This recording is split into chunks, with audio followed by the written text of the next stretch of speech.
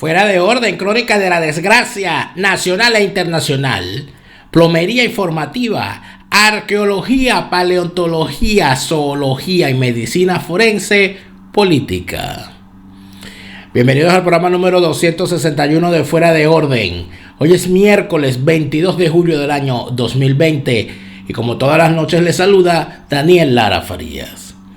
Gracias a todos los que se han suscrito a mi cuenta en Patreon, patreon.com/delaraf, patreon.com/delaraf. Con tu apoyo me ayudas a seguir creando contenidos para todos y por supuesto a mejorar los existentes y a crear nuevos contenidos. El día de hoy, como hemos querido hacer en las últimas, desde la semana pasada, hemos hecho un foro para pensar, que queremos hacer todos los días miércoles. Por supuesto, aceptamos las sugerencias y las proposiciones que hagan, y gracias a una de esas proposiciones es que tenemos hoy un tema que queríamos debatir y dos invitados que fueron, por cierto, propuestos también por nuestra audiencia.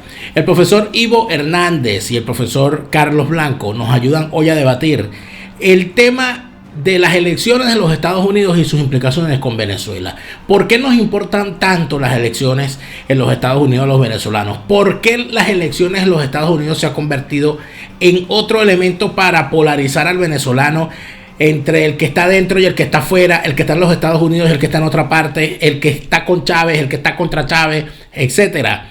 De todo eso hemos hablado hoy en el segundo foro para pensar de Fuera de Orden con el profesor Carlos Blanco y el profesor Ivo Hernández.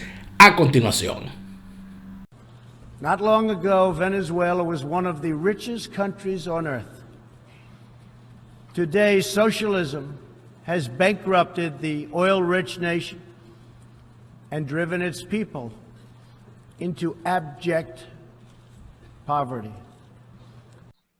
Mira, amigas y amigos de Fuera de Orden, tal como lo habíamos indicado, nuestro segundo foro para pensar en Fuera de Orden, que estamos por primera vez transmitiendo en vivo solo para suscriptores de nuestro Patreon, patreon.com/delaraf, y que ustedes están viendo grabado, pero por supuesto con toda la información completa de lo que aquí se va a debatir. Nuestros invitados de hoy nos honran con su presencia. El estimado profesor, exministro, y yo diría además que es un hombre de pensamiento que nos ayuda muchas veces a comprar a través de sus artículos y sus opiniones a entender un poco más a Venezuela, al profesor Carlos Blanco. Carlos, bienvenido. Gracias. Y se encuentra también con nosotros el profesor Ivo Hernández, quien tampoco se queda atrás y que su comprensión de la realidad venezolana es de las opiniones requeridas con urgencia en la Venezuela de hoy. Gracias por estar aquí, Ivo. Muchas gracias a ti, Daniel, y por supuesto al profesor Carlos Blanco y a toda la audiencia un gran saludo. Nosotros tenemos una situación. ¿Cuál es la situación?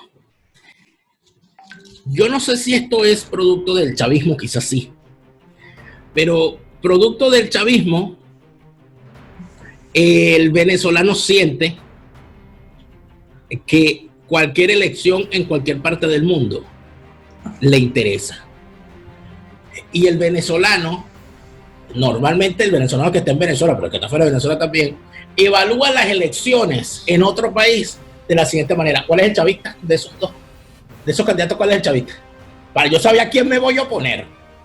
Entonces uno ve como a gente dominicana, este es chavista, no, pero el otro también. Y en todos los países se busca, yo entiendo que es una forma de simplificar las cosas, ¿no? Pero en el caso de los Estados Unidos es muy difícil decir, bueno, el candidato chavista es fulano, o el candidato chavista es mexicano. O por lo menos así lo era hace un tiempo. Hoy en día uno siente que Donald Trump ha puesto la vara tan lejos en las posiciones que ha tomado y en las acciones que ha tomado, que a pesar de que todos los presidentes anteriores a los cuales le tocó interactuar con el chavismo, todos fueron rudos con el chavismo, incluyendo Obama, uno siente que Trump la puso muy lejos. Entonces, mientras uno más opositor es, más cerca está de Trump. Pero hay gente que siente, a mí no me gusta Trump y yo soy opositor. Esa cuestión bipolar, entonces ¿cómo termina eso aterrizando en la política real? Pero hay un dirigente político, cualquiera, opositor venezolano, que de repente no le guste Trump. Pero yo me imagino que es incapaz de decirlo, porque sabe la que le puede caer. Y de repente algún dirigente chavista siente, oye, que Trump le cae bien, o sea que no sería rara. Siente que Trump, oye, es un tipo chévere, pero tampoco se va a atrever a decirlo. Como no se atrevían a decir, oye, qué bueno porque con el discurso chavista uno siente que la cercanía con Obama iba a ser natural como lo fue con el castrismo. Sin embargo, se les hizo muy difícil. En medio de todo eso, estimado Carlos Blanco, tú que estás en los Estados Unidos en este momento, ¿cómo la estás viendo la campaña? ¿Sientes esta campaña, al igual que las campañas del pasado, son igual de rudas? ¿O en este momento estamos en los Estados Unidos y los venezolanos con esa campaña posicionados de una forma completamente distinta? Muchas gracias, Daniel, por la invitación y por estar conmigo y con la audiencia que nos está escuchando y que nos va a escuchar después. Yo creo que el tema de las elecciones en Estados Unidos hay que verlo en la perspectiva de que hay algunos cambios fundamentales en la sociedad norteamericana. Yo pienso que desde hace mucho tiempo el sistema político de Estados Unidos está buscando opciones distintas a las convencionales, a la del llamado establecimiento político. Y yo creo que en ese sentido, Obama, que le ganó a Hillary Clinton en las primarias, era una expresión de esa búsqueda de una manera diferente. Y desde luego Trump. Trump es un outsider que se impone al Partido Republicano contra la voluntad del establecimiento republicano y ha funcionado pues completamente fuera de las previsiones que una política convencional americana podría tener. Entonces, en ese sentido, nosotros estamos viendo problemas estructurales dentro de la política, del sistema político de los Estados Unidos que se han estado expresando a lo largo de este tiempo. Y hay un inmenso sector del país que no se siente representado políticamente, que uno lo ve en las protestas, en las manifestaciones de distinto orden, que están buscando formas de expresión y de representación alternativa. No nos olvidemos que este es un país en el cual los partidos republicanos y demócratas funcionan como huecos negros que succionan todas las inquietudes políticas y al final el país termina escogiendo entre el candidato demócrata y el candidato republicano en la presidencia y asimismo en los estados y en todos los niveles de elección. Dicho esto, yo pienso que en este momento la campaña en Estados Unidos está gobernada por la visión, por una parte que hay de Trump, para sus partidarios, un dirigente muy fuerte, muy informal, muy, digamos, rudo en sus expresiones y en sus actitudes políticas, y para los que lo adversan, y yo creo que con buenas razones, hay allí un representante de una posición que está, digamos, que es sumamente difícil con la migración, con los inmigrantes, con ciertas minorías, con los movimientos de protesta, etc.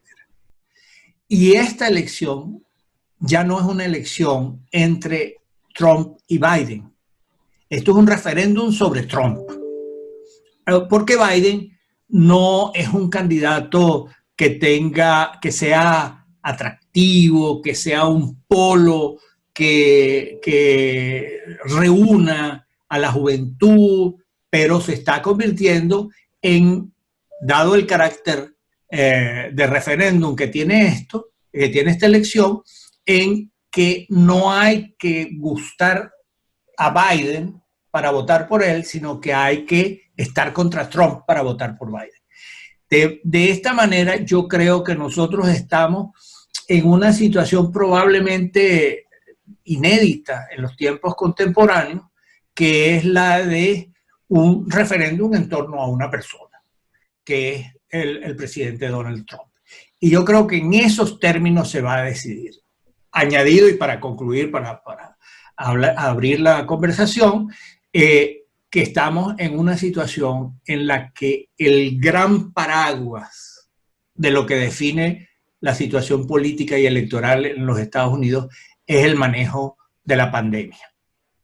Es decir, al principio de la pandemia hubo mucha admiración y mucho apoyo a la forma expedita, inmediata en la que Trump estaba dirigiéndose al país. Un país desconcertado, como todos los países del mundo atacados por el virus, y entonces encontró en Trump una guía y en su equipo médico, fundamentalmente en esa persona increíble que es el doctor Fauci, que le ha dado una inmensa credibilidad a sus planteamientos. Pero en la medida en que este problema del COVID-19 ha salido fuera de control por razones diferentes, incluidas las políticas, entonces la popularidad de Trump ha venido descendiendo y la de Biden, es decir, el antitrumpismo, ha ido creciendo. Y eso es lo que explica que en este momento haya una cierta ventaja, dependiendo de los estados, de Biden sobre Trump.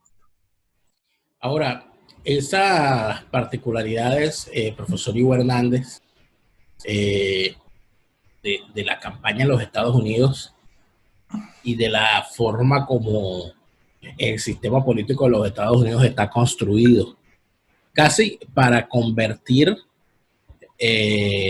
las elecciones en un trámite, porque lo normal es que el presidente sea reelecto.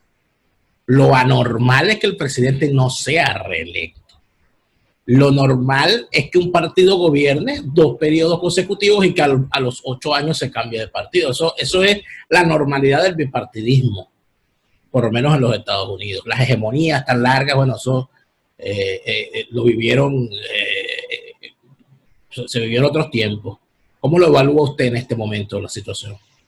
Bueno, déjame, antes de destajar esa pregunta tan importante, quisiera irme a una primerita exposición que hiciste en cuanto a la angustia de los venezolanos. Y yo creo que eso sucede porque los venezolanos que estamos fuera y muchos venezolanos dentro de Venezuela somos huérfanos políticos. Es decir, nosotros no tenemos, el discurso político se acabó. Y hay mucha necesidad de entender referentes que pudieran ayudarnos o pudieran darnos una luz. El venezolano está buscando certezas. El venezolano era un votante lúdico, le gustaba votar a ganador.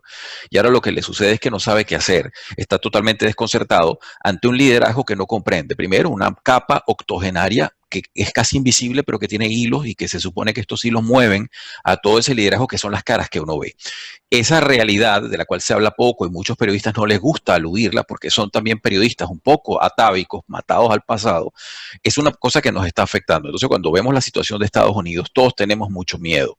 Voy a pasar a ese análisis entonces, tratando de corresponder a lo que me preguntas, Daniel, y a lo que ha puesto en la mesa el profesor Carlos Blanco. Él habla de un referéndum, lo cual no le falta razón en ese planteamiento. Recordemos, sin embargo, que es una elección de doble sentido. Primero el voto y después el voto de los colegios electorales. De manera que entonces eso añade una complejidad muy particular. Y lo que está sucediendo con Biden nos haría bien a nosotros.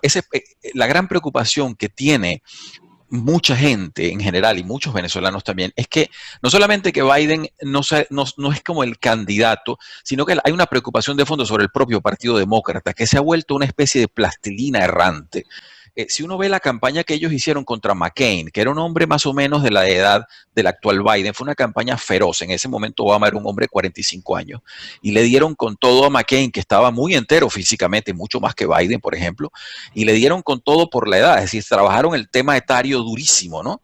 Uno, en cambio, se da cuenta que Biden es un hombre que no lo dejan hablar solo, siempre tiene chaperones intelectuales, tiene gente cerca, no da discursos largos, no ha nombrado vicepresidente a 4 meses de las elecciones, Entonces todo el mundo empieza a preguntarse qué es lo que está pasando. Además de eso, sabemos que el partido está escindido con las fuerzas ultra radicales de la izquierda sanderista. Eso no ha muerto, eso está vivo y está tejiendo de fondo. Estoy hablando de la gente como la señora Aylán, como Ocasio Cortés y una cantidad de ONGs y redes que uno no está viendo.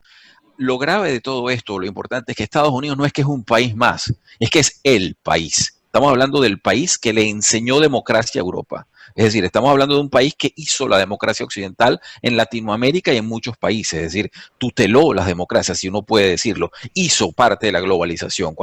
Después de la Segunda Guerra Mundial se hicieron 2 globalizaciones y Estados Unidos empezó desde scholarships y becas para los estudiantes y traer élites a Estados Unidos que se eduquen a empezar a ver cómo hacía para regenerar el mundo occidental en la debacle total que lo sumió Europa. Entonces, aquí hay que entender la gravedad de los elementos. Paralelo a todo esto, está un sujeto como Trump. Yo tengo que hablar aquí y aclararle a la estimada audiencia que yo hablo como lo que los norteamericanos llaman un outsider, es decir, una persona que está fuera de Estados Unidos. Puedo comprender la angustia de lo que representa Trump para la gente dentro de Estados Unidos, pero me toca hablar como un humilde venezolano que vio con terror los últimos años de Obama carentes de política exterior, en donde estaban dando del tumbo al tambo, no hallaban qué hacer y termina entonces en aquel infeliz abrazo con el tirano Castro. Entonces, eso por supuesto para un venezolano le marca el alma en fuego. ¿Por qué? Porque sabemos que Cuba maneja un eje. Esto no es una cosa de fantasía, o sea, estamos hablando de un eje de gobiernos autoritarios protosocialistas o protocomunistas, como se le quiera ver, que están con una cantidad de gente preparándose para seguir avanzando y que incluso en países como Argentina, donde tuvieron un leve revés, vuelven ahora y siguen atornillando las fórmulas de dominio. Entonces, ¿qué sucede?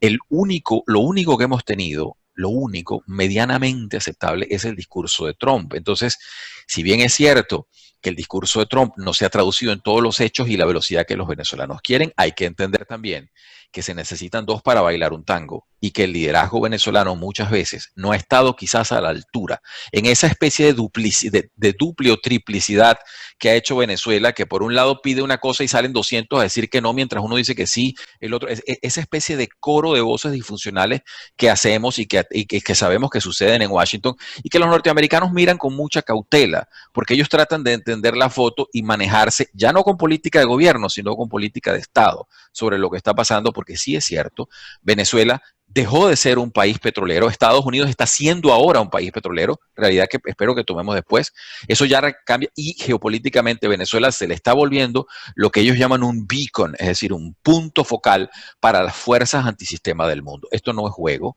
lo tenemos a 2 horas y media de Miami y si ellos dejan que eso suceda, ya no es un problema de Trump o no Trump, es un problema de Estado y lo que está pasando en el mundo asegura que los problemas contra el Estado norteamericano van a aumentar. Ahora, todo el mundo, literalmente, se posiciona con respecto a las elecciones en los Estados Unidos, porque todo el mundo tiene a los Estados Unidos como el socio mayor. Aquí en Europa, al menos lo que yo veo en la opinión pública, aquí en Alemania Trump no es muy apreciado. En España, un poquito menos apreciado. A pesar de que en España el tema con los Estados Unidos no es, pero no es muy apreciado. Ahora, el gran planteamiento ahorita es, no es normal que una campaña electoral sea una pugna, sea ruda, sea rústica, Carlos. Porque inclusive en los Estados Unidos yo siento que hay inclusive más herramientas para que una campaña sea ruda. Porque, por ejemplo, es normal, cosa que en Venezuela siempre se ha prohibido, utilizar el rostro o la imagen de otro candidato en una propaganda. Eso no se permite en Venezuela. O sea, que COPEI usara la imagen, el holograma de Carlos Andrés Pérez en la campaña del 88, con aquella famosa pieza "A ese señor, ¿qué le pasa?", que creó una situación que incluso fue prohibida ese comercial. Eso en los Estados Unidos es usual, inclusive desde el punto de vista publicitario. Bueno, que la gente de McDonald's hable de la gente de Burger King, eso es normal. Es, de alguna manera, el escenario en los Estados Unidos es como para que una campaña sea ruda. ¿qué hace a esta campaña diferente? ¿Por qué es más ruda esta campaña? Porque hay un tipo que es capaz de usar sus propias redes sociales, casi que insuflando la llama para que la cosa agarre candela, o eso es anecdótico. Yo pienso que aquí hay una campaña, digamos, un poco más allá de lo usual, en el sentido de que los límites están en cierto sentido rotos, porque una de las cuestiones que ha impuesto Trump como su estilo como candidato y como presidente es que Trump reventó una barrera que fue la de los medios de comunicación. Es decir, los medios de comunicación eran una especie de ámbito respetado más o menos por todo el mundo porque eran los portadores de la noticia o de la verdad. Trump reventó eso. Ya no hay la verdad.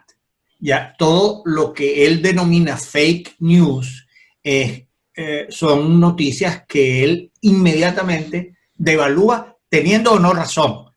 Inmediatamente. Entonces ya el tema es todo relativo. Todo depende del punto de vista, de la posición que se tenga, y ha logrado arrastrar a buena parte del Partido Republicano a esa posición. Y yo creo que ese es un elemento importantísimo en el escenario político, porque, digamos, en una campaña electoral, el New York Times dice esto, Fox News dice esto, y entonces, bueno, estamos de acuerdo, estamos en desacuerdo. Pero acá el problema no es el desacuerdo, sino es que eso que están diciendo esos canales, y recientemente Trump, en una entrevista memorable de hace pocos días, en Fox News, que ha sido la cadena que más se ha identificado con él, también dijo que Fox News no era creíble. O sea, reventó todo el sistema comunicacional desde su punto de vista. Ahora yo quería abordar el tema de Venezuela. Obviamente, para los venezolanos y la gente interesada en Venezuela, el cristal con que se mira Estados Unidos es un cristal que está coloreado por el drama venezolano. Eso es inevitable. Es decir, indudablemente, el gobierno de Trump ha sido el gobierno que más atención le ha prestado al tema venezolano, en primer lugar. En segundo lugar, que se ha colocado en una posición de apoyo a la restauración democrática y de la libertad en el país de manera indudable. Y en tercer lugar, que ha generado un movimiento internacional de apoyo a las posiciones no de dialogar con el régimen de Maduro, sino de salir del régimen de Maduro, aun cuando algunos de sus funcionarios han jugado allí un juego un poco ambiguo por aquello de que diálogo sí o diálogo no. Esa es otra historia.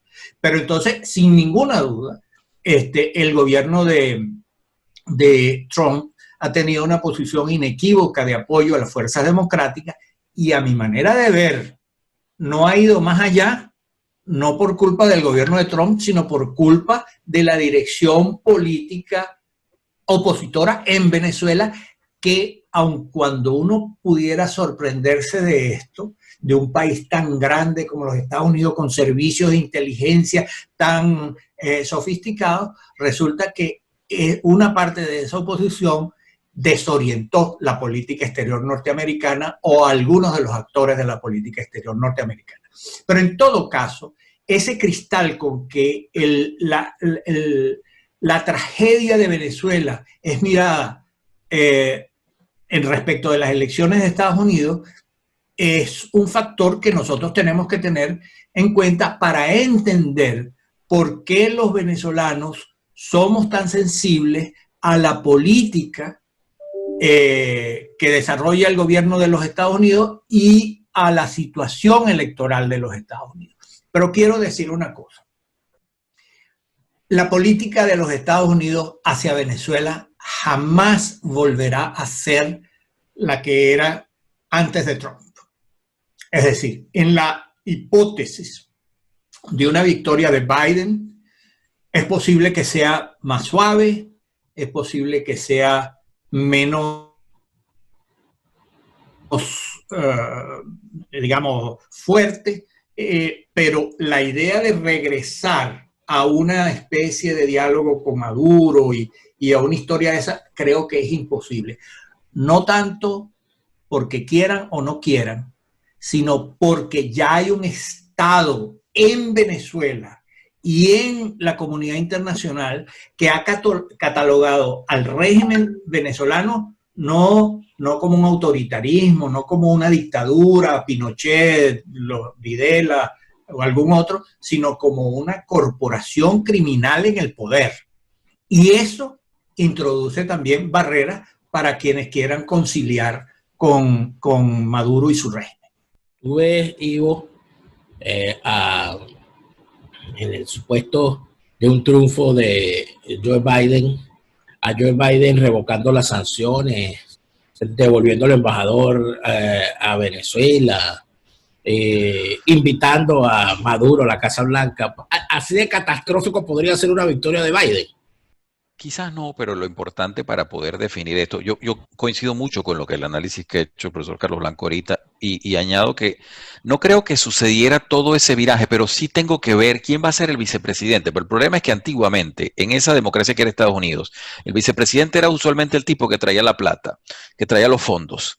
Es decir, era el hombre que lo ponían allí porque traía los contribuyentes gruesos. Estoy hablando tipo vicepresidencias de otros momentos, ¿no? Entonces, en este caso aquí no, el partido está escindido, el Partido Demócrata está gravemente fracturado, creo yo, con unos liderazgos muy tóxicos. Yo estoy muy preocupado viendo esto, viendo cómo dejaron que Biden fuese el candidato, pero yo creo que in pectore la ultraizquierda que está metida en ese partido quiere poner el vicepresidente. Yo quiero esperar a ver a quién van a poner para entender entonces el metamensaje de qué es lo que va a hacer, porque así como los demócratas le decían a McCain, si este hombre gana, no termina. Yo no sé si Biden va a poder terminar y tengo todas las razones de poder dudar eso, porque eran las mismas que ellos esgrimían. Entonces, veo a un sujeto que trastabilla en el discurso, que dice muchas incoherencias, contrario a un sujeto como Trump. Tú hablas de una campaña ruda. Pues mira, si alguien puede hacer una campaña todo lo ruda posible es Trump. Es un hombre que aquí en Alemania se quedaban admirados porque el sujeto iba a un congreso, se metía en el hotel y apenas entraba al cuarto del hotel ya estaba tuiteando. Era una cosa que los alemanes decían, bueno, pero este hombre, ¿qué es esto? ¿Cómo hace? Y no solo tuiteando, sino tuiteando de 10 temas diferentes e insultando a 20 personas al mismo tiempo, porque es un sujeto que parece que el conflicto lo nutre. Él parece como que en el conflicto se crece. Lo que los seres humanos usualmente nos pone apagados y dice, bueno, ¿yo por qué dije eso? ¿O por qué no lo dije? Este sujeto. Entonces, es muy importante. Eso de los límites rotos que acaba de decir el profesor Carlos Blanco, hay que subrayar por lo siguiente, porque mi generación se crió viendo al Washington Post y al New York Times como tótems informativos. Ya empezó uno a dudar cuando llegaba un dictadorzuelo y pagaba una hoja y la ponía en el New York Times y decía, bueno, esto no debería, ¿quién será el editor, el jefe de redacción ahí que se le fue gazapo? Esto no debería ser. Pero ya ahora cuando uno ve que Jeff Bezos compra el Washington Post, que ahora uno ve el linchamiento político, porque al margen de ningún apoyo a Trump, lo que está sucediendo con Trump es un linchamiento mediático de expectativa. Eso habría que verlo. Es decir, uno puede verlo en Twitter, cualquier periodista puede hacer una medición. Hay cadenas informativas que no tienen otro tema que no sea Trump y darle a Trump como sea. Y eso lo ha provocado el propio Trump, que los ha polarizado, pero es que él tiene esa capacidad. Y al final esta elección puede que termine siendo más o menos lo que tiene el gran terror de los demócratas, que son las costas versus el centro. Es decir, las costas, costa este, costa oeste, educadas, clase media, contra la América profunda del centro. Y ahí puedo yo decir muy humildemente, yo estuve en Estados Unidos antes de que pasara todo este desastre de la pandemia, y tuve la oportunidad de adentrarme de Florida adentro para arriba y meterme en eso es territorio trumpista, digan lo que digan. Es decir, ahí las personas están totalmente cerradas. Ahí no gana un demócrata, pero que ni que lo pinten de verde. Entonces, hay que ver qué es lo que va a pasar, porque si hay esa polarización y si hay esa duda. Y el problema es que ya la verdad o como dicen ahora algunos, la morally right, o tienen unos términos allí, está siendo un problema. Y diré como pie de página un puntito y lo dejo para reflexión posterior, que tiene que ver también con este canal, por ejemplo, que lo que hemos visto con estos nuevos canales, así como la gente busca esos financiamientos múltiples, son formas creativas de producir para mantenerse y lograr mantener cierta independencia, le está pasando esa situación a los periódicos grandes, que antes vivían de la publicidad, que cada vez menos pueden vivir de la publicidad y que ahora están viviendo mucho también de publicidad más suscripción. Entonces eso los está debilitando en el sentido en que ahora mucho editor de conveniencia lo que quiere es agradar a los suscriptores. Entonces se nos está volviendo una especie de partido político los medios de comunicación. Fíjense que por ahí rueda la carta de renuncia de una señora en el New York Times. Esa carta hay que ponerle atención a lo que ella dice. Pues a mí me trajeron para esto, esto y esto. Y cuando lo hice, inmediatamente me segregaron. Entonces, uno está empezando a ver algo que en la academia se conoce mucho, pero no se habla, que es ese shaming, que es esa cosa de vetar sin decir a una persona. Ahora se está empezando a ver en los medios de comunicación y se está empezando a ver en los medios de comunicación de Estados Unidos, que repito, la variable no es un país, es el país de la democracia. Eso, bueno, es que el tema es apasionante y profundo. Vamos a hacer un corte, pero al regreso me gustaría que habláramos precisamente de esa fractura, porque es que no es nada más que Donald Trump entró, ahí se fracturó el Partido Demócrata. En el Partido Republicano también hubo una fractura para que Donald Trump llegara allí a donde llegó. En la relación entre el poder y los medios de comunicación hubo una fractura. En la relación entre el presidente y los expresidentes hasta de su propio partido hubo una fractura. En la relación entre el presidente y los parlamentarios de su propio partido, por Dios, ha habido también toda una situación allí. Entonces, en este sentido, quisiera que al regreso, en el siguiente segmento de este foro para pensar, conversáramos sobre los politraumatismos que ha dejado el fenómeno Trump. Amigas y amigos, foro para pensar en Fuera de Orden, el profesor Hugo Hernández, el profesor Carlos Blanco. Hacemos un pequeño corte. En el siguiente segmento continuamos.